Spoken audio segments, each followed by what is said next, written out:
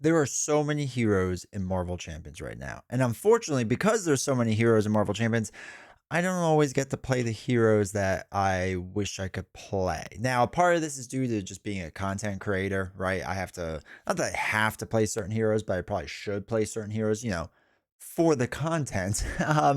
But some of it's that, and some of it's also just me wanting to play heroes on stream that I think people would enjoy. Sometimes it's different challenges. Whatever it may be, we're trying different things over on twitch.tv/D20 Woodworking, where if you want to hang out in the live streams, feel free to. It's a really great community. It's a lot of fun to be a part of. And also, if you have Amazon Prime and you haven't connected Amazon Prime to your Twitch account, you have a Prime sub that you're already paying for that you're not giving anyone. It could be me or any other content creator that you want out there, but it's real money. You've already paid for it. You might as well give it to your favorite content creator. Helps them out a ton, and they greatly appreciate it. But anyway, with all that is to say, I don't always get to play the heroes that I want to for a variety of reasons. And sometimes just my own fault, right? Like sometimes I'll just be like so caught up in like, well, Nightcrawler's been a lot of fun, so I want to play Nightcrawler right now. And yeah, I really would like to play these other heroes, but Nightcrawler, whatever it may be. So this video is just kind of a little bit of a more of a fun video just to kind of talk about heroes that I want to play more. And these are either heroes that generally I just want to play more, or heroes because of certain aspect cards that have come out that I want to play more of. And this is just going to be my top 5 list. Let me know down in your comments your top 5, top 10, top 3, whatever it may be. Let me know your list, because I'm sure we all have heroes that we wish we could get to the table more often than we actually do. Now, really quick, before we dive into this video, 2 quick announcements. Down below, second link is the e-newsletter link if you want to sign up for the e-newsletter and support this channel and just get updates of what's going on. Make sure to check it out. Just got to put your name and email address. You can unsubscribe anytime you feel like, the same way you would with any other email. Also, for videos like this that are kind of talking head videos and there's not like a lot to see on screen, instead of having to put me on a second monitor or play me in the background or whatever, you can listen to this video and other videos like this on whatever your favorite podcast player is. There's been a ton of downloads. There's been a ton of followers or subscribers, whatever they're calling it. Please do that. And if you get the chance to, huge favor, make sure that when you subscribe to the channel and listen to the podcast, or hit the follow button and listen to the podcast, leave a review. That stuff helps the channel, helps push it out to more people, so I would greatly appreciate that. 5 stars would be awesome, or whatever the highest number is. I think it's usually 5 stars. So anything that rates the video, please just rate it. I really appreciate it. Thank you very much. So let's dive into this list. All right, the first one I want to talk about is actually a build I've done somewhat recently, and it's one I enjoy, and one I have played, but it's been a little while, and that is Spider Sidekick. Right, so the Spider deck I've just loved in general. I don't play Spider as much as I would like to. I really like Spider. I think her mechanics are really neat and interesting and unique. And Sidekick I've played a lot of, but not the two of them that often. I think I did it like once or twice, and that's it. But it is something I would like to do more often. The main reason being is because of Venom, or Ven # M, Addy Brock. It's a 4-cost signature ally, 1/1/3 stat line. Venom gets +1/+1 thwart an attack for each sim counter on her. After Venom enters play, place 1 sim counter on her for each resource generated by Spider Suit's sync ratio ability to pay for. That's basically like the upgrade cards that are out there that you can exhaust to help pay for other cards. So, I mean, you can get Venom to be like a 5/5 stat line, right? Which is absolutely nuts. Now, the bigger thing with her is being able to put Sidekick on her, so that now Venom would get 2 extra health.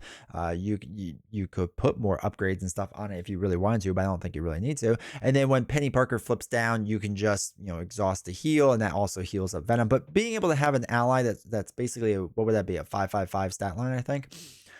That's nuts, right? Like, that's really insane, and pretty much like the most powerful thing you can make. And then that's not even including like the upgrades you put on, or like you running team training or something like that, whatever it may be. I think that could be a lot of fun. Now, my only issue is, like I said, I've done Sidekick a lot recently, and I'm kind of burnt out on it a little bit, but I do want to get Spider back to the table. I think it'd be really fun. My only worry is that Spider takes a long time to build out, and you have to be putting a lot of focus on Venom and Sidekick. either, I guess not early on because you probably want to build out first, so you would do it a little bit later. I don't know. I feel like it'd be like kind of rough to build around that. Like it might take a bit. So that's my only worry with it. I still want to try it because I think it'd be fun. I don't know if Venom would be the best sidekick ally out there, but I think you can make the argument that it'd probably be one of the strongest or the strongest ally out there, especially with that stat line of a 5/5 stat line. So anyway, that's the first one is Spider sidekick build. All right, my number 2 is actually one of my favorite heroes in the Marvel universe, and that is Spider-Man Peter Parker. Now, I haven't played much Spider-Man because he can be a little rough in solo or true solo, but he's still a really fun hero. He's still a really strong hero. But the reason I want to play him more so recently is because there are a lot of protection cards that have come out in the Nightcrawler pack that I think could be interesting for Spider-Man. For example, Change of Fortune is a 1-cost upgrade. You play under any player's control. After you defeat an enemy during the villain phase, exhaust this card to draw 2 cards. I think like things like that could be kind of interesting if you do a Flow Like Water deck with Spider-Man, right? Or you do Perfect Protection or something like that. I think that could be kind of interesting. Same with playing under control. It's attaching to a minion. It's an upgrade. After a hero defends against attached minion's attack and takes no damage, and this could be Spider-Man actually physically defending or playing backflip, right? Because that does count as defending. Takes no damage, deal 4 damage to the attached minion. And again, if that triggers Change of Fortune, like you can get some crazy card draw with that. So I think like that, things like that could be really interesting and kind of fun to mess with. They have really been it feels like these past like wave or two making protection like cards bonker strong. I don't know if they took our joke in the beginning that protection is the weakest aspect a little too seriously or a little too much to heart. But it's definitely it's definitely kind of like a meme aspect at this point in the sense that it feels like they're just making protection insane. And the thing is like it's still aspect I don't love playing solo. Like I don't truly enjoy it. I recognize that's very strong. I think in multiplayer it's really strong. I think generally speaking you probably want a protection player. But yeah, it just seems like protection could do everything. It could do damage. It can heal. Minion slaying it still deals or has some issues with, but I think this minion card that they're talking about, right, with the what was it, under control will help do that with taking out minions. So yeah, they're doing a lot of different things. So Riposte is another defense event card. When your hero defends against an attack, he gets +2 for that defense. If you take no damage, deal 3 damage to the attacking enemy. Again, this feels like a card where it's trying to help out with minions. It's trying to do different things, and it's only a 1-cost ally. Again, it just feels like everything right now for protection is really strong and really good. But anyway, that leads me back to Spider-Man. It does. I just feel like he, because of backflip, can do a lot of interesting things, and I think a lot of these card combos could be interesting. I haven't always played Spider-Man in a true protection, and I think it would be more fun to again try things like Flow Like Water, see how a deck like that goes with the different retaliates or whatever, because I think you can get some crazy card draw because he already has good card draw, and then this way this just lines up Spider-Man doing his swinging web kicks, which I have a whole theory on. And we could talk about this in another video, but I think their 3 for 8 was actually kind of a mistake. And I have a gut feeling they're trying to like not do it as much, and solely because like we see a lot of heroes nowadays, like their major attack cards aren't even as strong as 3 for 8. They try to like change around by like having to do several different damage, or they only have one card that does something close to that. And I wonder if they were to go back to do the like doing the game, if they would not have 3 like major attack cards like that. Like it feels like there's a lot less of them, and I think that'd be a fun video to talk about in the future. But anyway, that's just a side note. But anyway, so Spider-Man would be able to do swinging web kicks, which are really strong and really good. You just kind of line them up, get a bunch of resource generators, and just go at it. So anyway, really would like to try more protection stuff, in particular with Spider-Man. My next one is actually one of my favorite heroes in the game that I don't get to play nearly as much, and I don't really talk about as much either, and that is Storm. I think Storm is a really dynamic hero. I think she's a lot of fun to play overall, and some of the Justice cards in the Jubilee pack kind of have me interested in doing more things with Storm. For example, Waylay, I want to make Waylay work not work better, but I just want to make Waylay work. I feel like I can never really get it to work the way I want. So Waylay is a 3-cost event. After you hero thwarts, deal 4 damage to enemy, 7 damage instead of the thwarting, remove the last threat from the scheme.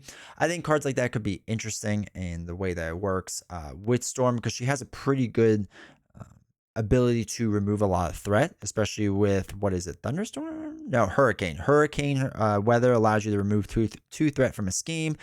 Figuring out different ways to kind of trigger that with torrential rain, like removing 3 threat and maybe doing it again, right? Like there's a lot of possibilities there, I feel like, with Storm being able to remove massive amounts of threat. So I think trying to trigger Waylay off of that could be nice and could be interesting for sure. So there's also 3 Steps Ahead, which is the 3-cost event card. For each different resource type, pay for this way. You use to pay for this card, choose a scheme and remove 2 threat from it. So it's really like, what would that be? A 3 for 6 card, which isn't that great, but she has a lot of different resources on her, and like she can generate resources, so I feel like I can get different resources with her. I don't know, I feel like I can maybe use that card with her, so I kind of want to try that out. And then Generation X is a player side scheme. 0 cost, has 3 threat on it per player. Each X-Men character gets +1 thwart while making a basic thwart against this scheme, which is fine. Basically, Storm can clear it pretty easily, but each player may search their deck and discard pile for an identity-specific event and add it to their hand. Now, Storm's events are really good, right? So, for example, you have a card like Lightning Bolt, where it's a 3-cost event. You deal 8 damage to enemy, and if Thunderstorm is in play, resolve its special ability, which is 2 damage. So you can do 10 damage with that card, just like fishing out at the right time, right? Like Storm's ability to do massive amounts of damage is kind of crazy, and especially with Thunderstorm, if you change your weather deck to Thunderstorm, where again the special is to deal 2 damage to enemies, so, right? You just deal 2 damage to an enemy, so that's 2, and then you can do what is it? What did I just say? Lightning Bolt, right, for 10 whole damage, so up to 12 damage. And then if we can exhaust an attack for, I think she starts off with a base of 2, and you get +1 from that weather. So that's now, what is that, 12, 34, 15 total damage. Like, I think that's really strong and really cool. So anyway, I think that combination could be really fun to do, like massive amounts of burst damage, or instead, if you want to like somehow work Waylay in there with her, like I think there's a lot of things you can do with some of the Jubilee cards. So I just want to play Storm more in general, but I think messing around with her in Justice would be fun, because that is an aspect I don't use her much with, but I think she would work well in, because she's so incredibly strong that I don't need to do like an aggression aspect to make her even stronger. All right, so number 4 is a hero that's an Asgard trait that is not Valkyrie, and that is Thor. Now, Thor is still a really fun hero overall.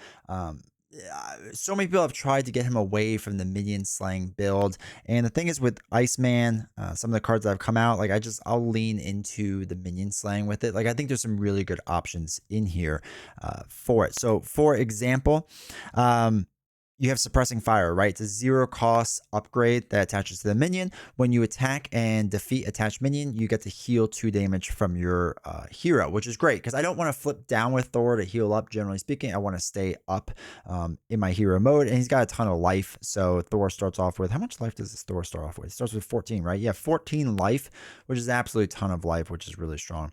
On top of that, if you run a card like Surprise Move, right? It's a 1-cost event tactic, and you have cards in Thor's deck such as God of Thunder, that is a 2-cost upgrade. Exhaust God of Thunder to generate an energy resource. You have 2 of them, so you can use this to play cards like Surprise Move, which is the aggression event tactic, 1 cost. When you make a basic attack against an enemy with an upgrade attached, you get +2 for that attack. If this attack defeats that enemy, ready your hero. So again, now I can use cards like Suppressing Fire to heal myself and then ready up Thor, because Thor's probably going to be swinging for a lot, generally speaking. He starts off with 2 attack. His hammer gets him a +1. You could do like combat training, let's say, to get your, I think it's combat training, to get another +1, so you're swinging for 4. And then you use a card like Surprise Moves, now you're swinging for 6, possibly healing if it's teamed up with Surprise Fire, and you get to heal up and then ready up as well. So I like I like that combo. I think it works well. You can also work it with Take That, right? Deal 7 damage to an enemy with upgrade attach. You already have the 2 resource generators, so the 3 cost, while it's annoying, isn't like the worst thing in the world. So you can probably be able to handle it.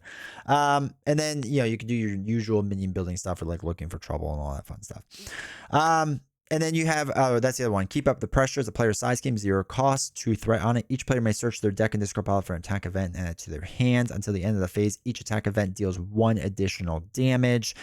Again, this can be really strong for a card like Hammer Throw, where you exhaust Muir and deal 8 damage to an enemy and return the hammer to your hand. This card gains overkill.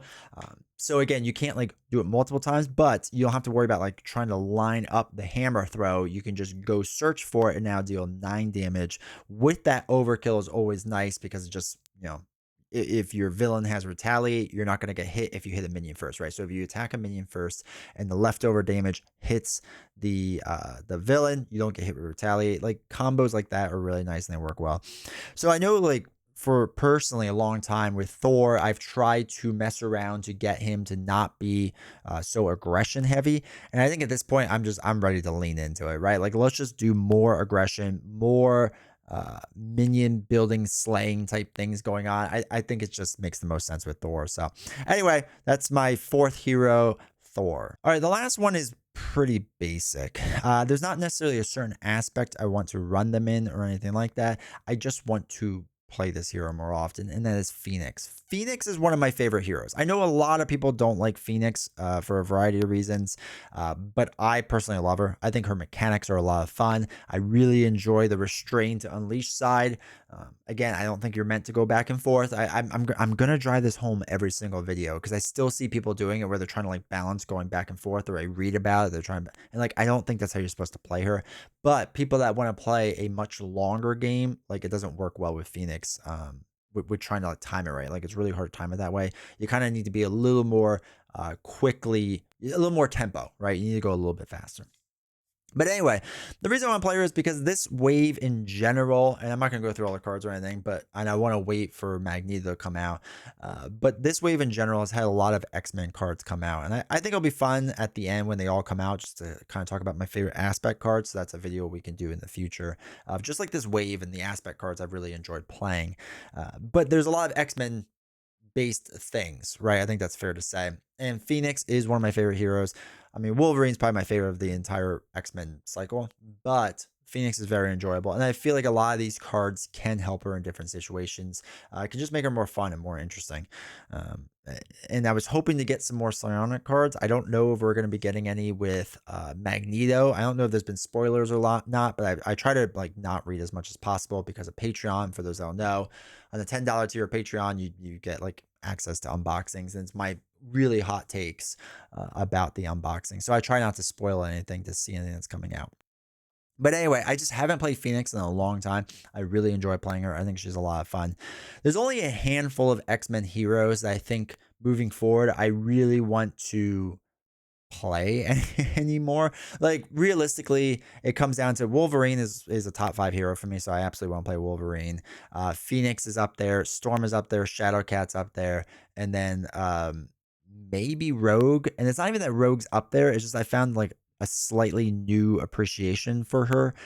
So I would play her sometimes, but like everyone else, like, well, maybe Domino, I would play Domino too, but everyone else I'm kind of like bored of, really. I don't really want to play that much more of, unfortunately, in the X-Men cycle. Nothing against them. There's a lot of heroes there that I haven't mentioned that I still like, but I'm just kind of done with X-Men. Like I'm ready to be done with X-Men and move on and try some other different things.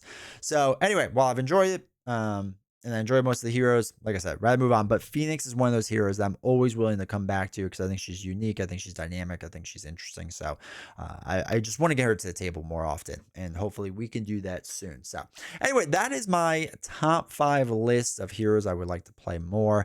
Like I said, let me know your favorites down in the comments. Make sure to like and subscribe, turn on notifications, all that fun stuff, because it really helps with the channel. Like I said, please go subscribe over on the podcast channels, whichever it is, Apple, Google, whatever, Spotify, and leave a review if you can. It greatly appreciates it, or I greatly appreciate it. And once again, thank you so much for watching this, and I will see you all next time.